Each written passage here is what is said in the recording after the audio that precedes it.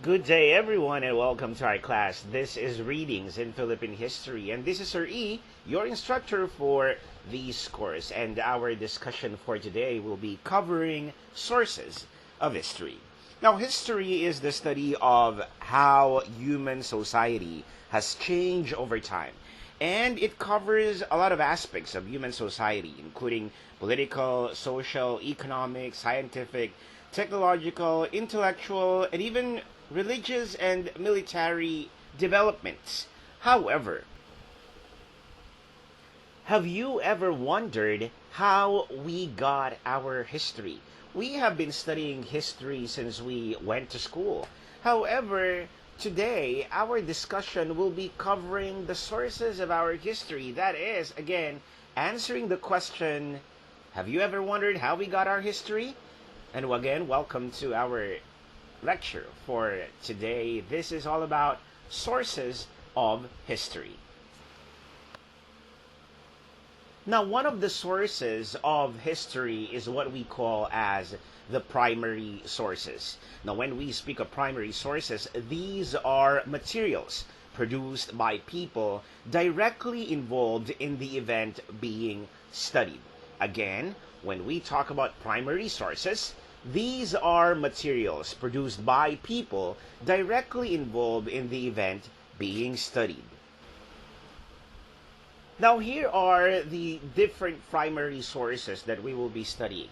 The first one is what we call as the eyewitness accounts.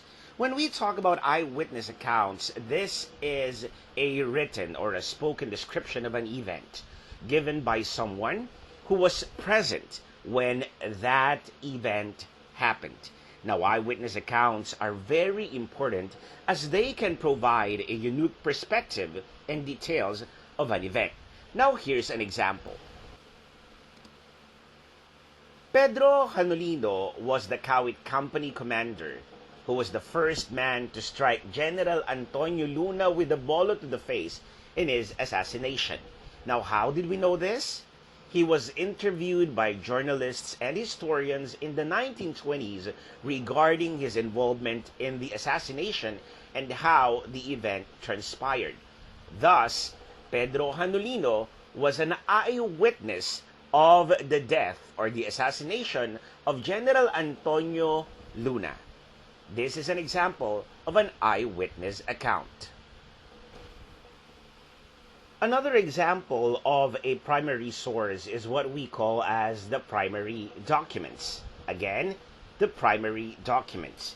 Now, these could be diaries, letters, treaties, contracts, government records, and the likes. When we speak of primary documents, these are original materials that provide first-hand accounts of events or topics.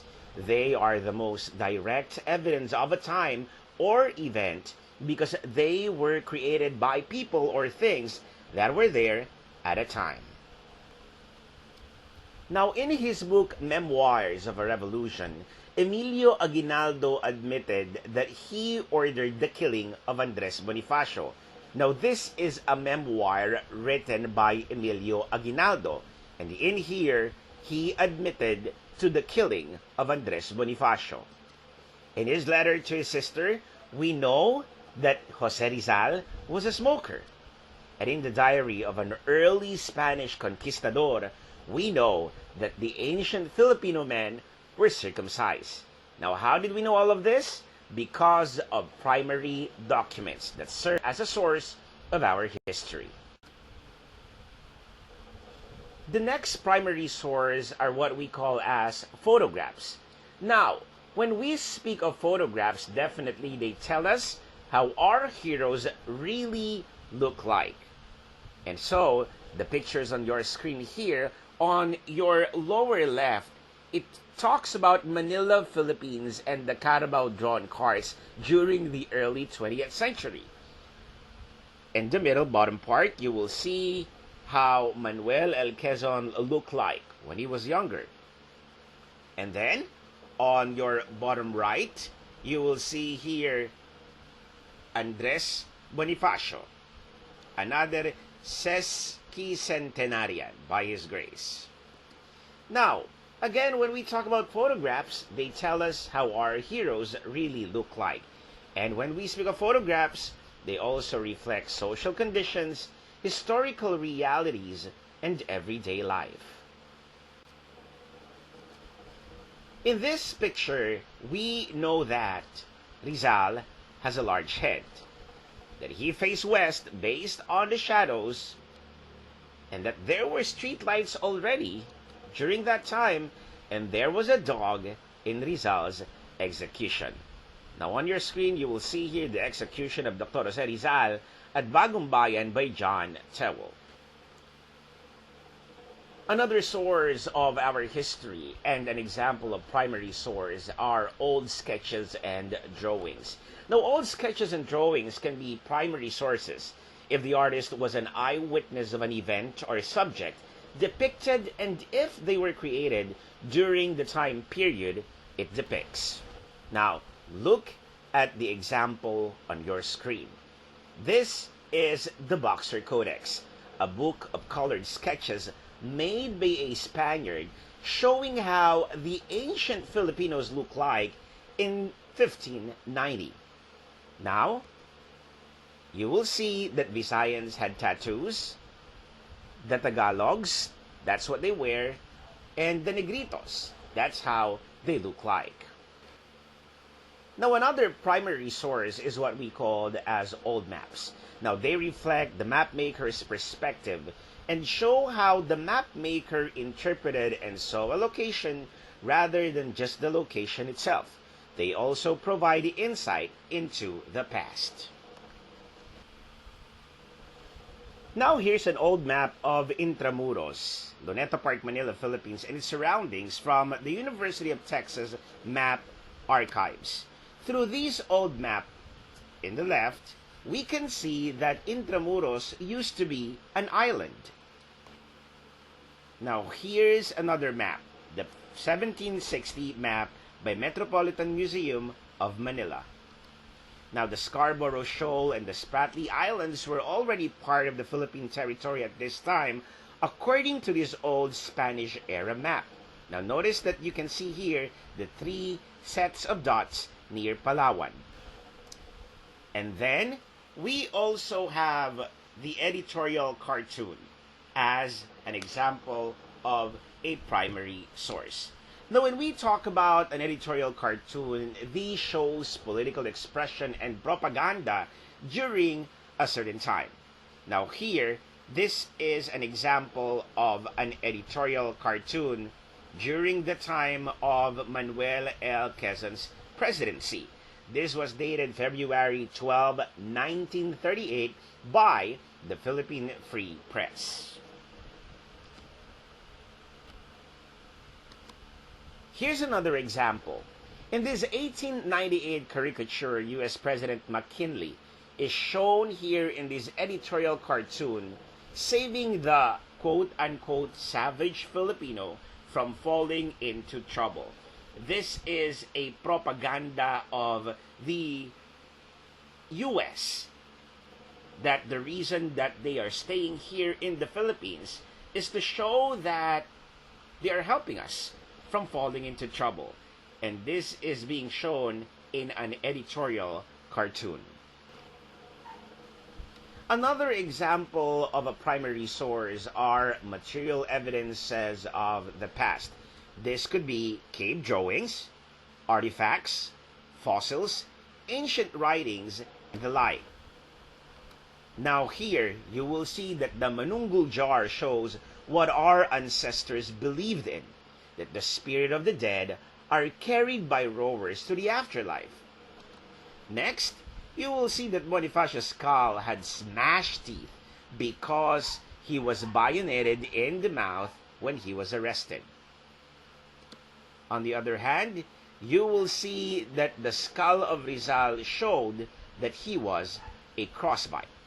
That's how material evidence of the past can actually help us understand history itself. Sources of history are what we call statistical tables, graphs, and charts.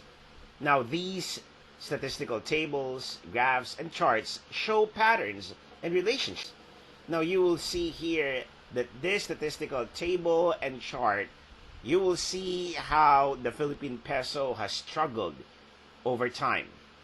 And on the other hand, you will see on your right the world population throughout history.